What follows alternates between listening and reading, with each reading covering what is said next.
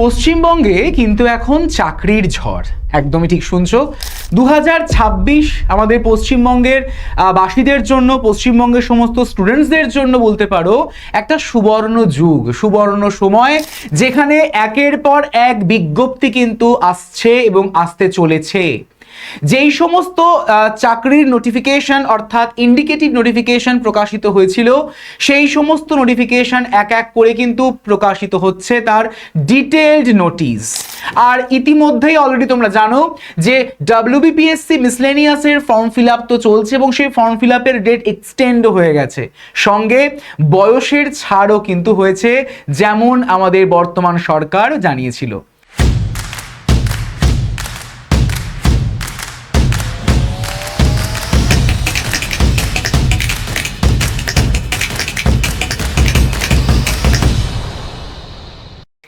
আর আমরা সকলেই জানি যে 2024-এর ডিসেম্বর মাস নাগাদ মিসলেনিয়াস, ক্লার্কশিপ এইরকম আরও 3-4টি পরীক্ষার ইন্ডিকেটিভ নোটিফিকেশন কিন্তু প্রকাশ করেছিল ওয়েস্ট বেঙ্গল পিএসসি অর্থাৎ WBPSC, পাবলিক সার্ভিস কমিশন। তো আজকে আমরা সেই একটি গুরুত্বপূর্ণ যে ইন্ডিকেটিভ নোটিফিকেশন, সেটা নিয়ে আমরা ডিসকাশন করব।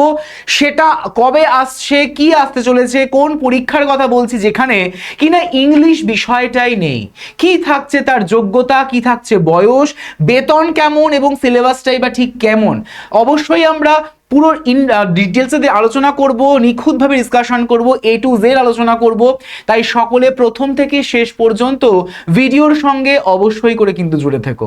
So hello everyone, welcome to BSSEI competitive YouTube channel. তোমাদের সকলকে জানাই স্বাগত আজকের এই গুরুত্বপূর্ণ সেশনে।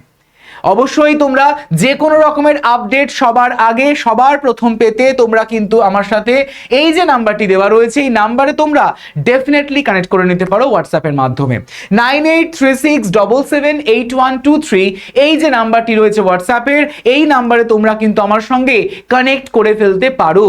এবং যারা যারা তোমরা এখনো পর্যন্ত আমাদের এই BSSEI কম্পিটিটিভ ইউটিউব চ্যানেলটিকে সাবস্ক্রাইব করোনি, অবশ্যই করে কিন্তু সাবস্ক্রাইব করে পাশের বেল আইকনটিকে কিন্তু প্রেস করে রেখো, যেখান থেকে তোমরা পশ্চিমবঙ্গ সরকারের বা ওয়েস্ট বেঙ্গল পিএসসির যা যা নোটিফিকেশন আসতে চলেছে, যেগুলো ডিটেল নোটিফিকেশন আসতে চলেছে, সবটাই কিন্তু তোমরা ইন ডিটেল ভিডিওর আকারে জানতে পারবে এই চ্যানেল থেকে। তাই অবশ্যই করে চ্যানেলটিকে সাবস্ক্রাইব করে পাশের যে বেল আইকনটি রয়েছে, বেল আইকনটিকে প্রেস করে রাখতে ভুলো না। এবং গ্রুপে যুক্ত হওয়ার জন্য এই নাম্বারটিতে আমাকে তোমরা হোয়াটসঅ্যাপে একটা হাই লিখে কিন্তু পাঠিয়ে দিও। এবং অবশ্যই করে তোমরা এই ভিডিওর কমেন্ট সেকশনেও কিন্তু জানাবে যে কে কোন এক্সামের প্রিপারেশন নিচ্ছ পশ্চিমবঙ্গ সরকারের। শুরু করছি আজকের এই ভিডিওটি। দেখো 2024-এর ডিসেম্বর মাস নাগাদ মিসলেনিয়াস, ক্লার্কশিপ, IDO, MVI এর মতন 3-4টি পরীক্ষার ইন্ডিকেটিভ নোটিফিকেশন অর্থাৎ শর্ট নোটিশ প্রকাশিত হয়েছে পিএসসির তরফ থেকে। এতদিন পর্যন্ত হোল্ড হয়েছিল, এক এক করে কিন্তু এই প্রত্যেকটা পরীক্ষা হতে চলেছে এই বছর। তাই এই সুযোগকে কেউ হাতছাড়া করো না, বারবার বলছি। মিসলেনিয়াস ইন্ডিকেটিভ প্রকাশিত হয়েছিল, তার ডিটেল নোটিফিকেশনও বেরিয়ে গেছে এবং তার ফর্ম ফিল আপও চলছে, ডেট এক্সটেনশন করে দিয়েছে, 9 জুন অবধি চলছে তার ফর্ম ফিল আপ। ঠিক একই রকম ভাবে তোমাদের জন্য অর্থাৎ পশ্চিমবঙ্গ সমস্ত স্টুডেন্টসদের জন্য কিন্তু আসতে চলেছে MVI অর্থাৎ মোটর ভেহিকল ইন্সপেক্টর, যেটা কিনা হচ্ছে নন টেকনিক্যাল পোস্টের জন্য রিক্রুটমেন্ট। তাহলে MVI নন টেকনিক্যাল পোস্টের জন্য রিক্রুটমেন্ট কিন্তু হতে চলেছে। তো এটি মূলত আমাদের ওয়েস্ট বেঙ্গল পিএসসির তরফ থেকে ডিটেল নোটিফিকেশন আসবে খুব শীঘ্রই। তো এই WBPSCর আন্ডারে মোটর ভেহিকল ইন্সপেক্টর বা MVI নন টেকনিক্যাল রিক্রুটমেন্টের জন্য ঠিক কেমন থাকছে সময়সীমা, ঠিক আছে, ঠিক কবে নাগাদ আসতে চলেছে এর ডিটেল নিউজ যদি আমরা দেখি, তাহলে আমরা বুঝতে পারছি যে জাস্ট আর কয়েকটা মাস ওয়েট করে যাও, তার মধ্যেই কিন্তু যত ইন্ডিকেটিভ প্রকাশিত হয়েছিল সব কটাই কিন্তু তার ডিটেল নোটিফিকেশন প্রকাশ করবে এক এক করে। তার মধ্যে একটি হলো এই MVI নন টেকনিক্যাল পোস্ট। ঠিক আছে, তো প্রস্তুতি কিন্তু নিতে হবে এখন থেকেই জোর কদমে। শর্ট নোটিশ বেরিয়ে গেছে এবং তার ডিটেল নোটিশ বা ফুল নোটিফিকেশন খুব শীঘ্রই আসতে চলেছে। তাই প্রিপারেশনটাকে আগে নেওয়ার জন্য আমাদের আগে জানতে হবে যে আমরা আদৌ এলিজিবল কিনা, আমাদের যোগ্যতা ঠিক কেমন লাগবে, বয়স কেমন লাগবে, সিলেবাসটা ঠিক কেমন রয়েছে, এক এক করে সবটাই বিস্তারিত জানবো এই ভিডিওতে। তো যদি আমরা বলি, সবার প্রথমে আমাদের জানতে হবে কি স্যালারি বা পার্কস, অর্থাৎ কত স্যালারি পাওয়া যেতে পারে এই এমভিআই নন টেকনিক্যাল পোস্টের জন্য। তো যদি ভালো করে দেখো, আমাদের বেতনক্রম বা স্যালারি এই পদের জন্য হচ্ছে পে স্কেল 7,100 টাকা থেকে শুরু করে 37,600 টাকা পর্যন্ত, এবং গ্রেড পে যেখানে 3,900 টাকা, যে একটি অত্যন্ত ভালো মানের স্যালারির প্যাকেজ বলতে পারো, সেটাই কিন্তু হচ্ছে এই এমভিআই নন টেকনিক্যাল পোস্টের জন্য। স্যালারি তো আমরা দেখলাম, তাহলে এবার আমাদের কিন্তু দেখতে হবে যে যোগ্যতা ঠিক কি লাগছে, অর্থাৎ এডুকেশনাল কোয়ালিফিকেশনটা ঠিক কেমন লাগছে। যদি আমরা এডুকেশনাল কোয়ালিফিকেশনের কথা বলি, তাহলে এই এমভিআই নন টেকনিক্যাল পোস্টের জন্য কিন্তু দরকার সিম্পল গ্র্যাজুয়েট ডিগ্রি, অর্থাৎ রেকগনাইজড একটা ইউনিভার্সিটি থেকে অবশ্যই করে স্নাতক পাশ করতে হবে বা গ্র্যাজুয়েট ডিগ্রি কিন্তু থাকতে হবে। ঠিক আছে, গ্র্যাজুয়েশনের এখানে কোনো রকমের নম্বরের কিন্তু বিধিনিষেধ বা কড়াকড়ি নেই, অর্থাৎ তুমি সিম্পল গ্র্যাজুয়েট হলেও কিন্তু তুমি এলিজিবল বলতে পারো এই পরীক্ষার জন্য, কোনো রকমের পার্সেন্টেজ দরকার পড়ছে না। আচ্ছা, তোমরা কারা কারা এই এমভিআই নন টেকনিক্যাল পোস্টের জন্য প্রিপারেশন নিচ্ছ কমেন্ট সেকশনে জানাও তো এভরিওয়ান। আমরা তোমাদের জন্য এই এমভিআই নন টেকনিক্যাল পোস্টের জন্য ডেফিনেটলি ডেডিকেটেড ক্লাস অ্যারেঞ্জ করব, অবশ্যই করে তোমরা এই ভিডিওর কমেন্ট সেকশনে কমেন্ট করে জানাও। যদি আমরা যোগ্যতার পর এবার আমরা দেখব কি ঠিক ল্যাঙ্গুয়েজ প্রফিসিয়েন্সি, অর্থাৎ ভাষাগত দক্ষতা।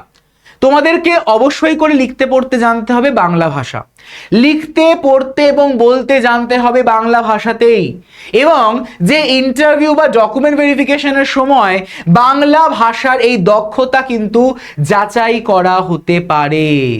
ঠিক আছে, এবং গুরুত্বপূর্ণ বিষয়টা হচ্ছে যাদের মাতৃভাষা হচ্ছে নেপালি, তাদের ক্ষেত্রে বলে রাখি এই নিয়ম প্রযোজ্য নয়। যাদের মাতৃভাষা বা মাদার টাং নেপালিজ, তাদের জন্য কিন্তু এই নিয়ম একদমই প্রযোজ্য নয়। এই পদের জন্য আলাদা করে ইংরেজির কোনো আবশ্যকতা নেই। জাস্ট ভাবো, ইংলিশ এখানে কিন্তু নেই, অর্থাৎ ইংলিশ বিষয়টাই থাকছে না এই মোটর ভেহিকল নন টেকনিক্যাল পোস্টের জন্য। ঠিক আছে, এর এজ লিমিটটা ঠিক কত?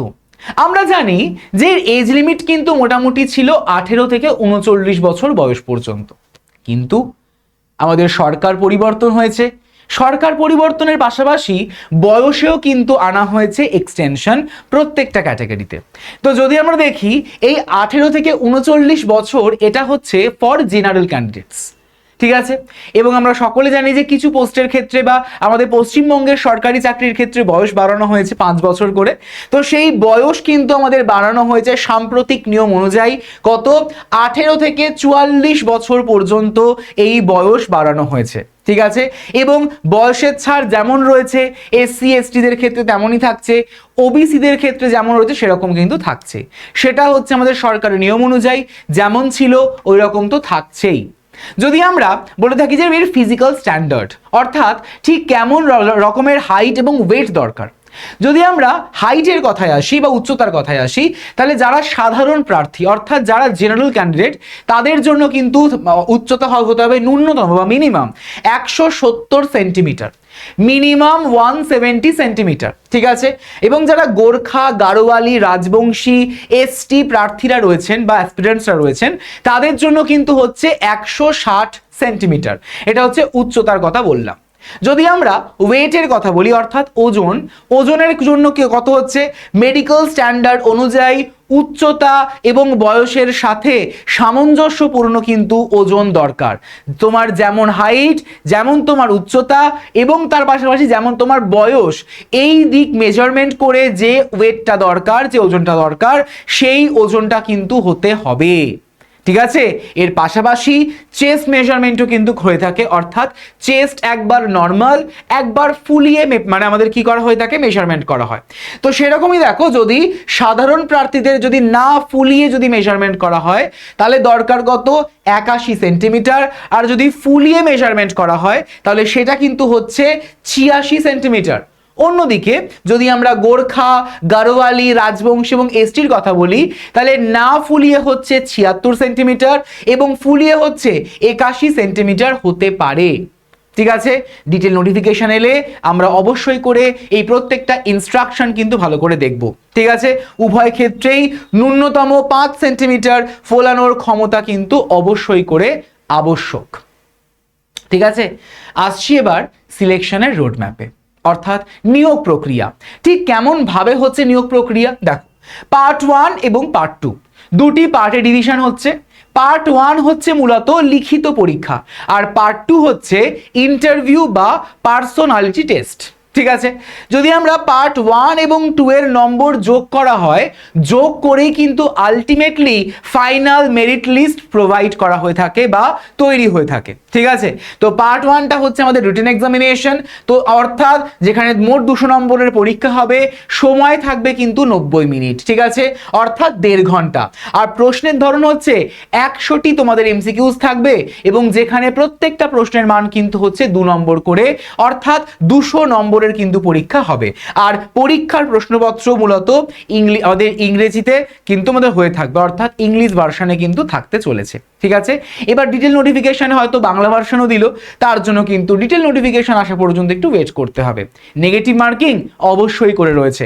নেগেটিভ মার্কিং রয়েছে আমাদের, বলতে পারো যে 3টি ভুল উত্তরের জন্য একটি সঠিক উত্তরের যে সমান নম্বর, সেই নম্বর কাটা যাবে। অর্থাৎ 3টে যদি তুমি ভুল উত্তর দাও তাহলে 2 নম্বর করে কিন্তু কাটা যাবে, অর্থাৎ এক একটা প্রশ্নের জন্য 0.66 নাম্বার কাটা হবে নেগেটিভ মার্কিং হিসেবে।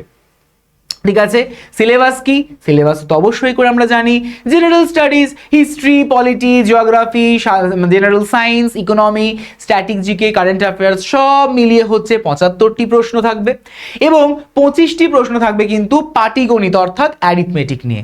সো 75 এবং 25 সব মিলিয়ে 100টা প্রশ্ন, 200 নম্বরের পরীক্ষা, প্রত্যেকটা কোশ্চেনের মান হচ্ছে কিন্তু 2 নম্বর করে। তাহলে এই হচ্ছে তোমাদের ওভারঅল সিলেবাস।